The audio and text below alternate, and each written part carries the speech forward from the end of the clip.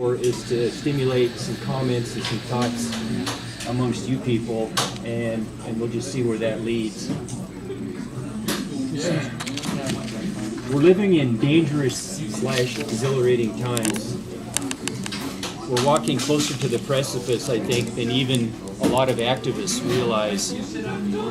Real social and environmental calamity is closer at hand than it has been in the rest of any of our lives, I would be confident in saying. We as Americans have witnessed a spectacular criminal act of massive scale perpetrated right before our eyes. And yet, 6.5 years later, we still don't have a legitimate explanation of what happened on that day, let alone any execution of justice around the event. And to add insult to injury, we watch almost passively as civil liberties and rights guaranteed to us under the Constitution are withered and, in some instances, destroyed. So how did we get to this point in time? That's my question. How did we get here? Where massive criminality and corruption is so evident all around us, and yet most of it goes unchecked and unchallenged under the laws of the land. I'm going to offer a brief rundown of my own thoughts and observations in the hope that it will stimulate some of your own thoughts. I think we can all agree here at this table that history shows us a powerful cadre of elites and purpose-driven rulers who seek to acquire wealth and to maintain that wealth. Any disagreement there? That seems like a cultural consistency, yes, like a historical consistency. So this is where I'll begin, and I want to go back to the 3rd century AD. How many of you here have seen Zeitgeist? Yeah, I should have brought the few copies. I didn't understand what you said there. There's a DVD called Zeitgeist. Zeitgeist, did you see that? Zeitgeist is a German word meaning spirit of the times, and it's gotten probably the widest circulation of any countercultural DVD that's been produced in the last 10 years or so. And in Zeitgeist, the first third of it deals with religion, and there's a point that I found most important, and it addresses the Emperor Constantine in the 3rd century AD. And he got together with Roman rulers at that time to discuss the potential for organized religion as a control mechanism, what I call a control mechanism, a way to control the masses and basically keep them subservient to the cause of the rulers.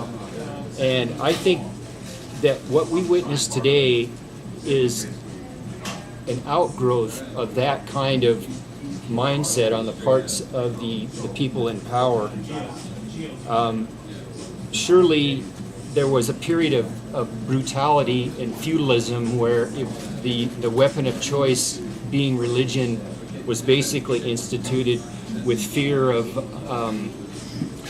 divine retribution. The power of God would smite you if you did certain things, in addition to just outright brutality. But the point where I think history gets very interesting is the Industrial Revolution.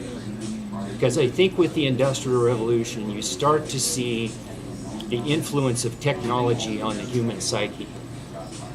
And I submit to you that that was the beginning of a much more efficient way of controlling popular thought. And as people were pulled away from agrarian lifestyles, the connection to the natural world, there was what I like to think of as a psychic tear. And the reason I call it that is because a number of intellectual people who've studied mankind's relation to nature have made it clear that there's a need in the human psyche to have a very direct connection to the natural world. And when we were agrarians and we were we were farmers basically.